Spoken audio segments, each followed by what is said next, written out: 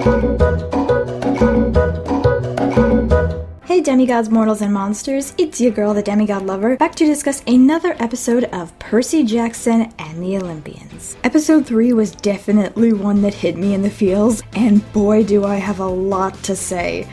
This was an emotional one. Man, this series is gonna hurt.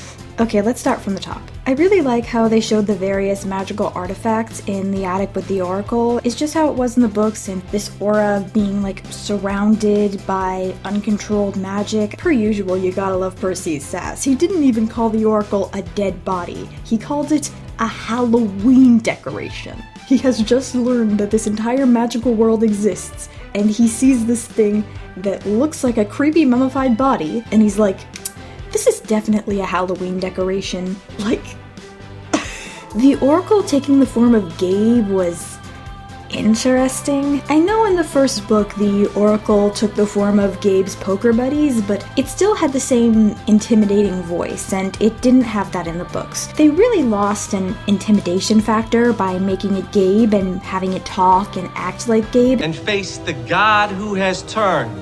Especially considering how much less intimidating Gabe is in the series compared to the book, so I'm not a big fan of the Oracle that delivers these doom prophecies losing part of its intimidation. However, in return, we do get some pretty interesting potential for the future, because if this is how the Oracle delivers prophecies regularly, what's that going to look like for the other characters? Without the limitation that the books had of always having to stick to Percy's point of view, we're going to get to see all the different characters visit the Oracle. So what's the Oracle going to look like for each of them? I don't know. I'm just saying there's going to be some really interesting potential there, especially if the Oracle delivers prophecies in the same way that each of these characters talk. It could very easily land flat, but we're going to have to see. Also, when it comes to prophecies, please, for the love of the gods, just give me the full prophecy in one go, unless you're specifically trying to hide something like Battle of the Labyrinth was, or you just want to give me a headache. Chiron picking out the most skilled demigods to join Percy on his quest was an interesting setup for the future, where you have the lead quester in front of the whole camp picking their members, as opposed to the book where it was just kind of in a private meeting. Grover talking to the Pegasus was very in line with his ability to talk to animals. I really like how they didn't overdo it. It was just very natural, very well done. Him telling Percy that he was gonna pack the best snacks is so Grover. This is what I wanted to see of Grover. I'm gonna pack the best snack. This is the Grover we've been waiting for. Also, I'm not sure if this was in the previous episode and I just didn't notice it, but the pool in Percy's room is pretty cool. I can imagine him in future seasons just like sitting next to it or dipping his legs in there to like calm himself. The fishing nets were a really good decorative choice. I say that seriously. I don't know why, I just think they look really cool. As a Canadian, I have two commentaries on Percy confusing drachmas for Canadian dollars. One, we got more of our iconic Percy Jackson humor. Two, Frank has even more to be upset about when Percy eventually meets him. The scene with Luke was really emotional. Like, you can see it in his face and his hesitation when he activates the shoes and how he says that they're from his dad. There's just so much tension there. You can tell he's really doubting himself, and it's just so foreshadowing of how he was doing all that for Kronos. Annabeth saying goodbye to Thalia only left a small dent in my heart, I promise. In regards to Percy saying that Thalia met a Pinecone's fate, I'm not gonna say it's not funny, but really, dude? Also, she's really not gonna appreciate the Pinecone thing in a few years. Grover accepting Annabeth as the leader, like, who did you think would be in charge, was absolutely amazing. Annabeth is our goddess.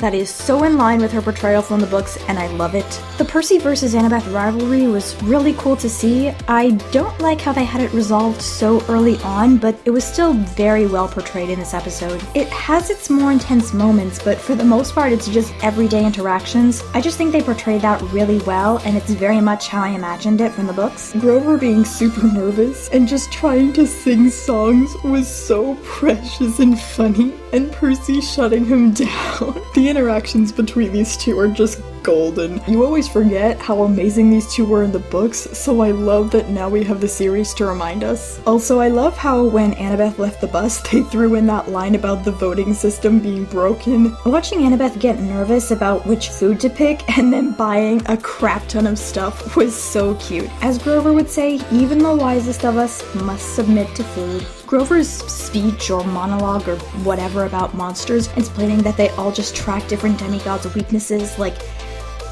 next level. This is a spectacular precedent. I cannot wait to see how it unfolds through the rest of Percy Jackson and through Heroes of Olympus, because I will still believe without a shadow of a doubt that they are adapting Heroes of Olympus, and no one is taking this belief away from me. Alecto immediately appealing to Annabeth's weakness as soon as that monologue is done. Either way, now it would seem that you're exactly what they say you are, the pride of Athena's offspring. Slapped. Also, Alecto saying, "You're not that scared little girl anymore, are you?" You can tell they're already packing so much energy and emotion into the time when Luke, Thalia, and Annabeth were surviving on their own. When we actually see some of those scenes later on, it's really gonna be a gut punch. I like how Annabeth hesitated to leave the bus because she wanted the glory of killing a Fury, and then she does. And then we get a close-up of her dagger! And while we're talking about our true queen, let's talk about Annabeth in the next scene, as well as Leia Jeffries continuing to be an absolutely amazing actress. Seriously, you can see, like, so much emotion in her face when she says it's supposed to be hard, and then her insisting that they have to move forward. You can tell she's just channeling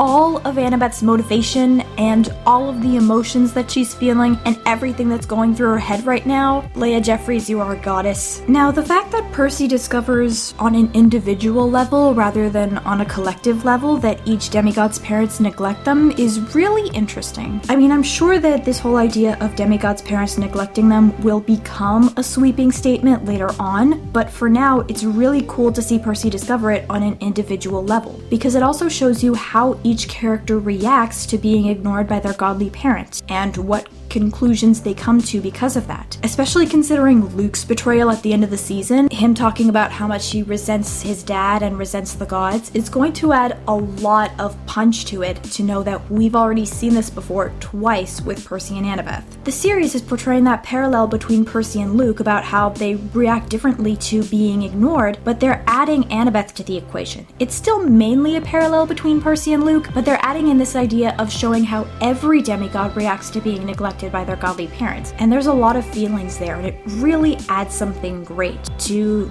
this idea that the gods don't care about their kids, and again, what Percy does at the end of the series. Speaking of bringing more depth to the characters and story, Percy realizing that Grover was Luke, Thalia, and Annabeth's protector, and them moving on from the subject before they could really have a discussion about it, that was a really smart move on the writer's part. It was a really good way to do it because you're reeling people in and showing them that there's this depth, but you're waiting until later for the real gut punch when Grover actually explains things to Percy. Moving on to the Garden Emporium, Annabeth guessing Medusa's identity may further her characterization as smart, but I did like how in the books, Annabeth was too blinded by her desire to be known and seen to see what was right in front of her. She really wanted to be recognized, so when Medusa offered to take a picture of all three of them, she kind of forgot what was right in front of her, which may seem out of character for Annabeth, but I personally really liked that scene. It shows that while she is a badass, she's also just a kid, and she's flawed. And I think that's how it should be, especially in the earlier books when these characters are so young. However, I can't really complain too much because they did take some of that desire for glory and add it to the bus scene with Mrs. Dodds, so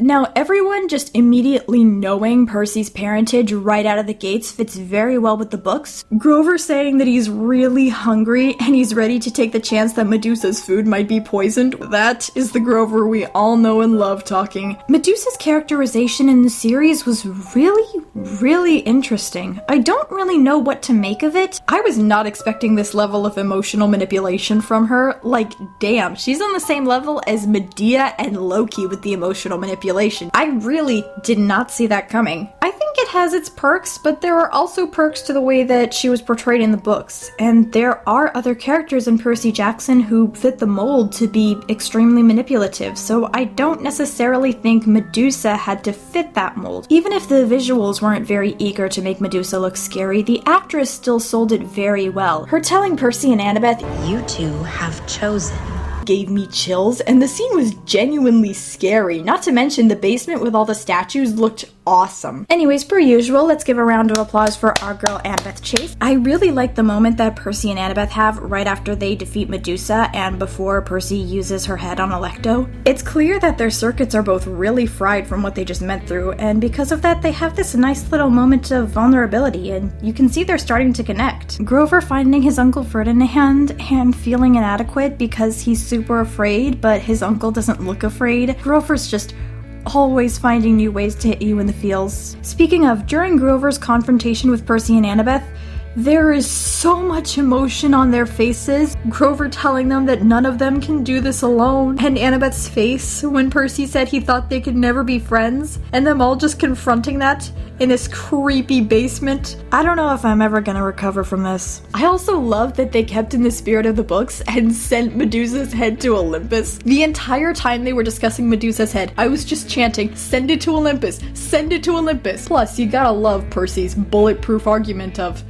"I am impertinent." That scene when Hermes is singing along to the music in the elevator really struck me as they weren't sure if that was supposed to be Hermes or Lin-Manuel Miranda. I'm not saying he's bad for the role or anything, but they really want you to know that it's Lin-Manuel Miranda playing him, and I do appreciate that they're able to own it like that. Considering how much of a well-known figure Lin-Manuel Miranda is, giving Hermes' character a sprinkling of Lin-Manuel Miranda's personality makes a lot of sense, and I just think they did it well. And considering that we know that Hermes pops up again later on in the Lotus Hotel, I'm curious to see if in the series ending up at the Lotus Hotel is some kind of punishment from the gods. It's definitely gonna be interesting, that's for sure. There's no way they're getting out of that without discussing Percy's impertinence. I'm not happy that they cut off the episode though. I wanted to hear Zeus screaming, "Jackson!" loud enough to shake the entire world, and Percy, Annabeth, and Grover hearing it and just being like, oh no. So with that, I suppose I should conclude this review to Season 1, Episode 3 of Percy Jackson and the Olympians. In summary, I'm not thrilled about some of the changes, and they could have stuck a little more closely to the source material when it came to the Medusa scene, but I still really liked some of the things they added. The episode looked really cool, the acting was really good, and it hit me in the feels. With that, I'll see you all soon after I've reviewed Percy plunging to his death, and in the meantime, stay cool and eat blue food. Bye!